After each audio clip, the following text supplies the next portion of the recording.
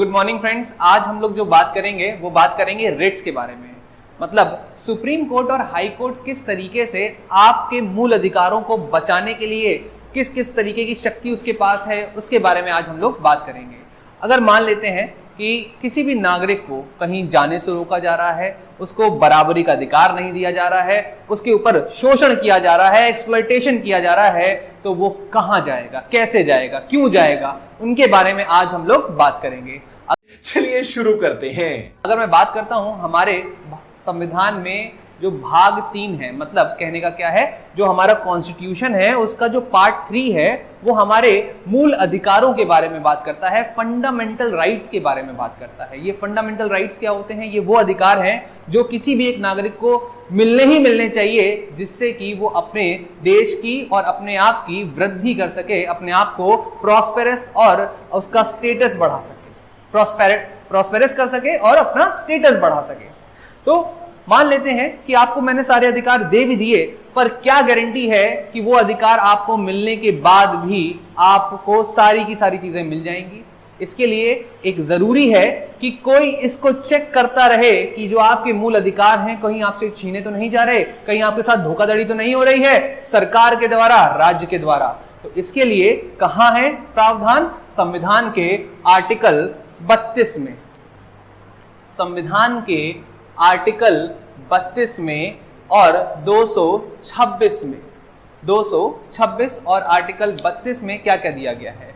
Article 32 में supreme court 5 तरीके की रिट निकाल सकता है जिससे कि आपके मूल अधिकारों को बचाया जा सकता है। जैसे कि उदाहरण के तौर पे अगर मैं बात करता हूं कि आपके मौलिक अधिकारों में जो फंडामेंटल राइट्स हैं उनमें से कोई भी एक राइट आपसे छीना जा रहा है, जैसे कि आजकल बड़ा चलता है निजता का अधिकार, राइट टू प्राइवेसी बात करते हैं। एक आदमी व्हाट्सएप पे कुछ मैसेज करता है, दूसरा आदमी व्हाट्सएप पे मैसेज पढ़ता है, तो उनके बीच में जो बात हुई है उसे हम कहते हैं एंड टू एंड इंस्क्रिप्शन। और अगर एंड टू एंड इंस्क्रिप्शन में कोई भी भेदभाव होता है, कोई और सुनता है, तो ये आपके निजता के अधिकार का हनन है, आपकी राइट टू प्राइवेसी यहां पे वायलेट हो गई है। राइट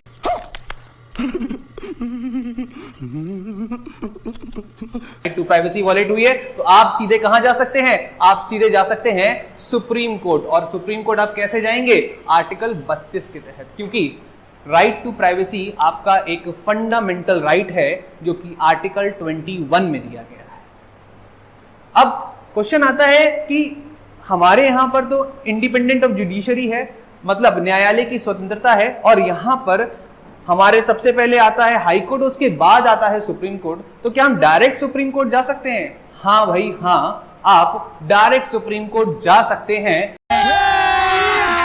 अभी मजा आएगा ना भिड़ो। पर जब आपके मौलिक अधिकारों की, फंडामेंटल राइट्स का कोई वायलेशन हुआ हो, उनका हनन हुआ हो। अब मान लेते हैं कि आप सुप्रीम कोर्ट पहुंचे और सुप्रीम कोर्ट आपसे पूछ रहा है, भैया कि तुम्हारा कौन सा मौलिक अधिकार का हनन हुआ है, या आपका कौन से कॉन्स्टिट्यूशनल या फंडामेंटल राइट्स का वायलेशन हुआ है, तो आपको बताना होगा। और फिर वो आपसे पूछेगा क्या आप इसके लिए हाई कोर्ट नहीं जा सकते थे?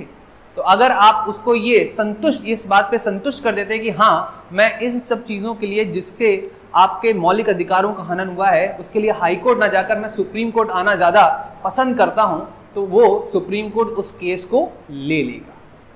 तो कहने का मतलब क्या हुआ? निष्कर्ष क्या निकला? निष्कर्ष ये निकला कि आप मूल अधिकारों के हनन पर डायरेक्ट सुप्रीम कोर्ट जा सकते हैं। ठीक है, और ये भी आपका एक मूल अधिकार है, ये आपको पता होना चाहिए। मतलब कहने का क्या है? This is also a fundamental right which you have, या which all citizens have if there fundamental rights are being violated. Getting my point? चलिए, तो अब हम लोग देखते हैं कि सुप्रीम कोर्ट तो पहुंच गए भाई हम लोग। तो सुप्रीम कोर्ट पहुंच गए आर्टिकल 32 के तहत, तो सुप्रीम कोर्ट करेगा क्या? कैसे हमारे मूल अधिकारों को, फंडामेंटल राइट्स को बचाएगा? तो उसके लिए उसके पास है रिट। रिट का मतलब होता है लिखित आदेश। लिखित आदेश जो कि सुप्रीम कोर्ट देता है। सुप्रीम कोर्ट कहता है भैया ये मैं लिखित दे रहा हूं कि अगर तुमने ऐसा नहीं किया तो जस्ट इमेजिन। ठीक है, तो सबसे पहले अगर हम बात करें तो लिखित आदेशों में 5 आदेशों के बारे में बात करेंगे हम लोग। सबसे पहला है आपका हेबियस कॉर्पस, जिसको हम लोग हिंदी में कहते हैं बंदी प्रत्यक्षीकरण। दूसरा है आपका मैंडमस, जिसको हिंदी में हम कहते हैं परमादेश रिट। उसके बाद है प्रोहिबिशन, जिसको हम लोग कहते हैं प्रतिषेध रिट। और चौथे में आता है आपका उत्प्रेषण लेख, मतलब रिट ऑफ सर्ट्यूररी, रिट ऑफ सर्ट्यूररी। इसके बाद हम बात करेंगे क्यों वारंटों की, जिसको हम लोग कहते हैं अधिकार प्रेक्षा, अधिकार प्रेक्षा। अगर मैं आपसे बात करता हूं, ये जो पांचों रिट हैं ये अलग अलग समय पर अलग अलग लोगों के खिलाफ इशू की जा सकती हैं, जिससे कि किसी भी व्यक्ति का मूल अधिकार का अगर हनन हुआ है या वायलेट हुआ है तो फिर उसको वो सारी चीजें वापस दिलाई जा सके।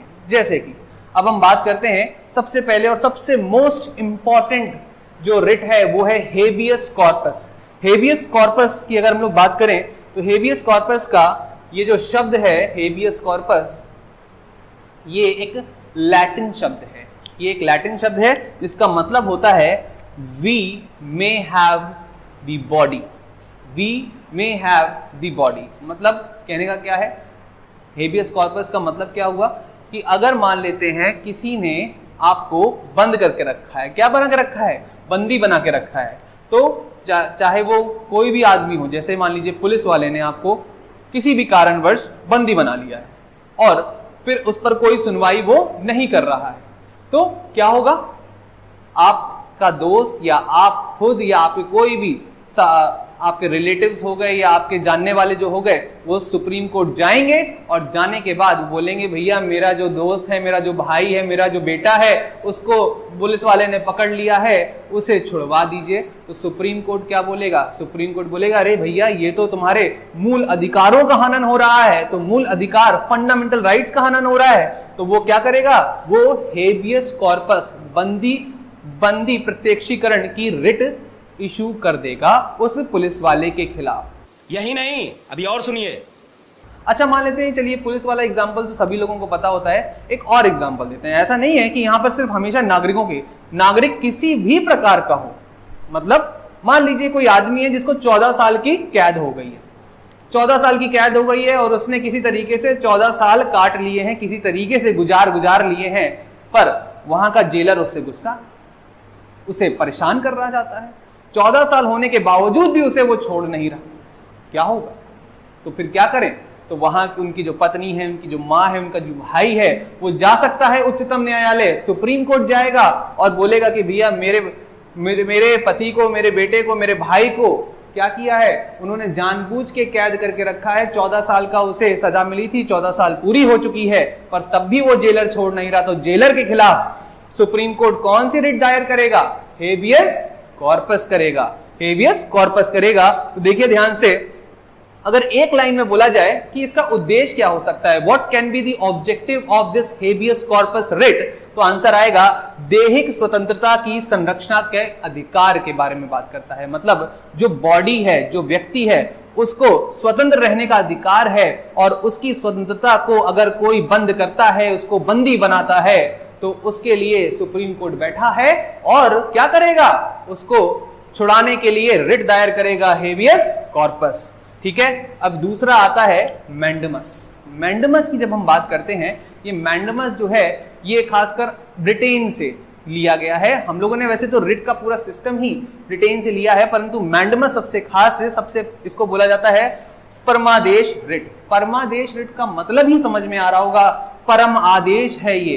तो जब ब्रिटेन में राजा रानी हुआ करते थे, ब्रिटेन में जब राजा रानी हुआ करते थे तो होता क्या था कि मान लीजिए प्रधानमंत्री ने या न्यायालय ने कोई भी निर्णय दे दिया और उनको लगता है कि ये निर्णय हमारे हित में नहीं है या केवल खिलाफ है हमारा कोई इसमें हित नहीं हुआ, तो वो राजा रानी के पास जा सकते हैं और बोल सकते हैं कि भैया ये न्यायालय ने गलत किया हमारे साथ, या इस आदमी ने हमारे साथ गलत किया है, तो आप क्या करिए, आप इसके खिलाफ कोई एक्शन लीजिए। तो वहां के राजा रानी क्या करते हैं, राजा रानी परमादेश का रिट जारी कर देते थे।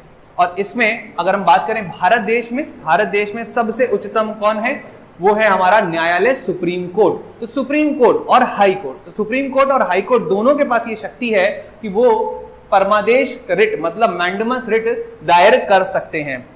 मैंडमस ये भी एक लैटिन शब्द है जिसका मतलब होता है वी कमांड, हम आदेश देते हैं। क्या देते हैं? और ये खासकर कब इसको लगाया जाता है? जब कोई लोक अधिकारी का मतलब होता है पब्लिक ऑफिसर अपने कर्तव्यों का पालन नहीं कर रहा होता। कर्तव्यों का पालन किस तरीके के कर्तव्य का पालन नहीं कर रहा होता? कि अगर उसे बोला गया है कि भैया तुम्हारा कर्तव्य है कि लोगों को तुम इस तरीके से सारे काम करवाओगे, पर वो नहीं कर रहा है, तो फिर क्या होगा? तो फिर ये होगा कि सुप्रीम कोर्ट बोलेगा कि बेटा तुम निकलो, पहली फुर्सत में निकल, कोई जरूरत नहीं हिंदुस्तान को तेरी, आगे किसी और को आने दो, हम तुम्हें ये आदेश देते हैं कि तुम्हें ये काम करना ही है। या फिर सुप्रीम कोर्ट ये भी कह सकता है कि हम तुम्हें आदेश देते हैं कि तुम्हें ये काम नहीं करना है। तो सुप्रीम कोर्ट ये सारी चीजें कर सकता है। खासकर सुप्रीम कोर्ट, हाई कोर्ट दोनों कर सकते हैं, पर सुप्रीम कोर्ट कब करेगा? जब आपके मूल अधिकारों का हनन हो रहा होगा। मान लीजिए कि कोई लोक अधिकारी है जो बोल रहा है कि बेटा तुम इस रास्ते से नहीं जा सकते, इस रास्ते से तुम्हें जाने नहीं दूंगा मैं। कैसे भैया, तुम मेरी स्वतंत्रता कैसे छीन सकते हो? मेरे पास ये आर्टिकल 19 है। आर्टिकल 19 कहता है फ्रीडम ऑफ स्पीच, एक्सप्रेशन और टू रिसाइड एनीवेयर या to roam anywhere. Roam anywhere मतलब ये ना समझना कि देश के कहीं और निकल जाओगे, देश के अंदर ही की बात हो रही है। तो यहां पर आप क्या कर सकते हैं? सुप्रीम कोर्ट जा सकते हैं और बोल सकते हैं कि मेरे को रोका जा रहा है, तो आप आदेश दीजिए कि वो ना रोके हमको, वो पब्लिक ऑफिसर हमको ना रोके। इसके बाद तो तीसरा आता है और चौथा आता है, ये बहुत ही खास। एक है आपका प्रतिनिषेध रिट, जिसको इंग्लिश में कहते हैं प्रोहिबिशन, और दूसरा है सर्ट्यूरारी, जिसे उत्प्रेषण लेख कहते हैं। ये बहुत ही खास है क्योंकि ये एक न्यायालय दूसरे न्यायालय पे लगाता है। मतलब एक हाई कोर्ट अपने अधीनस्थ न्यायालय या सबऑर्डिनेट कोर्ट पे लगाता है। ये किसी पब्लिक ऑफिसर पे नहीं लगता, ये किसी आम आदमी पे नहीं लगता, ये लगता है एक कोर्ट के द्वारा दूसरे कोर्ट पर लगता है। जैसे कि अब हम बात करते हैं प्रोहिबिशन और उत्प्रेषण, प्रोहिबिशन एंड उत्प्रेषण लेख के बारे में बात करते हैं। तो देखिए जरा, अगर मैं कहता हूं कांड हो गया है, कोई कांड हो गया, तो उसको दोबारा ना होने दिया जाए या उस कांड को सही किया जाए, तो उसके लिए कौन जरूरी है? उसके लिए आपका सर्ट्यूररी जरूरी है। मान लीजिए कांड होने ही वाला है और उसे रोकना है होने से पहले, तो प्रोहिबिशन लगेगा, प्रतिषेध लगेगा। यहां पर क्या बात हो रही है, ध्यान सुनिए। मान लेते हैं कि कोई न्यायालय है, कोई कोर्ट है, कोर्ट के पास यह अधिकार है कि वो किसी भी व्यक्ति को 3 साल की सजा दे सकता है, पर उसे खुन्नस में, उसे किसी कारणवश क्या करना पड़ रहा है? वो 3 साल की सजा ना देकर उसने 5 साल की सजा दे दी। बोला नहीं हम देंगे। तब क्या होगा? अगर उसने ये पूरी सजा दे दी है तो उसके ऊपर लगेगा सर्ट्यूररी, और अगर वो देने वाला है तो उस पर लगेगा प्रोहिबिशन। याद रखिएगा, यहां पर क्या है, दोनों ही सूरतों में एक चीज खास है कि उच्चतम न्यायालय अपने अधीनस्थ न्यायालय, मतलब जो हाई कोर्ट है, जो सुपीरियर कोर्ट है, वो अपने सबऑर्डिनेट कोर्ट को ही आदेश दे रहा है।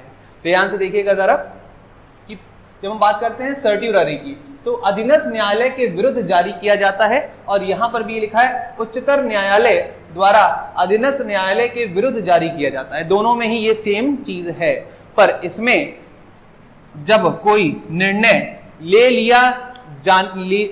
जब कोई निर्णय लिया जाने वाला है, लिया नहीं गया, 3 साल की सजा 3 साल की सजा की शक्ति है उसके पास, 5 साल की सजा वो देने वाला है, पर दिया नहीं है, तो वो प्रोहिबिशन लगेगा, और अगर दे दी है तो फिर सर्ट्यूररी लगेगा। ठीक है, इन दोनों में कोई डाउट? यहां तक कोई परेशानी नहीं। इसके बाद अगर हम लोग आगे बढ़े तो लास्ट आता है, वो है क्यो वारंटो, जिसको बोलते हैं अधिकार प्रेक्षा। अधिकार प्रेक्षा क्या है? खासकर क्यो वारंटो, इसमें एक चीज अगर हम लोग बात करें तो एक चीज आती है बाई व्हाट वारंट। यहां पे एक शब्द आता है by what warrant, by what warrant. ठीक है, तो अधिकार प्रेक्षा, कोई वारंटो अधिकार प्रेक्षा किस पर लागू होता है? उस व्यक्ति के विरुद्ध जारी किया जाता है जो किसी ऐसे पब्लिक पोस्ट को धारण करता है जिसे धारण करने का अधिकार, मतलब राइट, उसके पास नहीं है। उसके पास नहीं है। जैसे बहुत ही एक इजी सा एग्जांपल ले लेते हैं। जैसे मान लीजिए कि आप कोई एक बहुत ही वरिष्ठ इनकम टैक्स ऑफिसर है और उसके पास ये अधिकार नहीं है, उसका मान लीजिए आखिरी टाइम चल रहा है, बिल्कुल उसकी रिटायरमेंट होने वाली है और उसने रिटायरमेंट ले भी लिया, उसका टाइम निकल गया है, पर वो अपनी गद्दी को नहीं छोड़ रहा, वो बैठा ही हुआ है इनकम टैक्स ऑफिसर बनके। आप पिछले 15-20 सालों से, 15-20 साल तो बहुत ज्यादा हो जाते हैं, 7-8 सालों से आप एसएससी की तैयारी कर रहे हैं और किसी तरीके से पहुंच पाए हैं। अब वो आदमी तुम्हारी पोस्ट छोड़ने को तैयार नहीं है, कैसे चलेगा काम? तो आप क्या बोलोगे, उसको मार के भगा दोगे? साले का खोपड़ी तोड़ साले का। क्या? नहीं भैया, ऐसा ना करना, नहीं तो तुम्हारे ऊपर न्यायालय अलग रिट निकाल देगा। तुम्हें करना क्या है, तुम्हें जाना है उच्चतम न्यायालय, मतलब सुप्रीम कोर्ट, और बोलना है सुप्रीम कोर्ट से कि हमें क्यों वारंटों की रिट जारी करके दीजिए। किसके खिलाफ? उस व्यक्ति के खिलाफ। शाबाश बेटा, बहुत बढ़िया। ये तो भाई रही बात हंसी मजाक की, और अगर इसको हम थोड़ा और सीरियसली सोचें तो मान लीजिए कि कोई ऐसी चीज है, जैसे बहुत बार आपने देखा होगा कि बहुत सारे लोग ऐसे बैठे होते हैं अलग अलग पब्लिक पोस्ट पर जिसपे उन्हें बैठना ही नहीं चाहिए। उदाहरण के तौर पे कोई मान लीजिए पब्लिक पोस्ट है, जैसे एसएससी की पोस्ट हो गई, आपकी अलग अलग अधिकारियों की पोस्ट हो गई, जिसमें कॉम्पिटिशन बीट करने के बाद ही आप जा सकते हैं, पर कोई जुगाड़ से चला गया, कोई किसी के चाचा का मामा का लड़का है वो, जो उनके वो मंत्री हैं, उन्होंने बैठा दिया धीरे से, बोला फिर उसके बाद आ जाना, कोई दिक्कत नहीं है। समझ रहे हो? समझ रहे हो? समझ रहे हो ना? और आप सिलेक्ट होके गए, आप सिलेक्ट होके गए हैं, वो बिना सिलेक्ट होकर आया है, तो आपको मिलेगी सीट की उसको मिलेगी, तो दोनों अगर लड़ेंगे तो याद रखिए एक ही पोस्ट पर सुप्रीम कोर्ट पूछेगा, भैया वारंट क्या है तुम्हारे पास यहाँ बैठने का, तुम्हारे पास अधिकार क्या है यहाँ पर बैठने का, तो दोनों से वो कंपटीशन वाली स्लिप मांगी जाएगी। तो जिसके पास होगी उसको बैठने का अधिकार होगा, जिसके पास नहीं होगी उसको लात मार के भगा दिया जाएगा। ठीक है, वो सुप्रीम कोर्ट करेगा, तुम ना करने लगना भैया। ठीक है, तो ये हो गए आपके 5 रिट। अब सुप्रीम कोर्ट और हाई कोर्ट की अगर हम लोग बात करें तो सुप्रीम कोर्ट और हाई कोर्ट ये पांचों रिट निकाल सकता है, पर सुप्रीम कोर्ट तभी निकाल सकता है जब आपके मूल अधिकारों का हनन हुआ हो केवल। पर हाई कोर्ट के पास ये शक्ति है कि मूल अधिकार के साथ साथ आपके कोई अन्य अधिकारों का भी हनन हुआ है, अगर आपके कोई ऑर्डिनरी राइट्स भी वायलेट हुए हैं फंडामेंटल के अलावा, तो भी आप हाई कोर्ट जा सकते हैं, पहली चीज। उसके बाद दूसरी चीज क्या है, अगर आपके फंडामेंटल राइट्स का वायलेशन हुआ है तो आप सीधे जा सकते हैं सुप्रीम कोर्ट, आपको हाई कोर्ट जाने की जरूरत नहीं है, पर अगर आप चाहें तो हाई कोर्ट भी जा सकते हैं। ठीक है, इसके बाद अगर हम लोग बात करते हैं कि हाई कोर्ट और सुप्रीम कोर्ट में किसकी शक्ति ज्यादा होती है रिट को इशू करने में, तो याद रखिएगा जो स्कोप होता है, जो दायरा होता है हाई कोर्ट का, वो ज्यादा होता है और सुप्रीम कोर्ट का दायरा कम होता है। ठीक है, इसके आगे की डिटेल जानने के लिए आप हमारे चैनल को सब्सक्राइब करें, लाइक करें और शेयर करें। Thank you.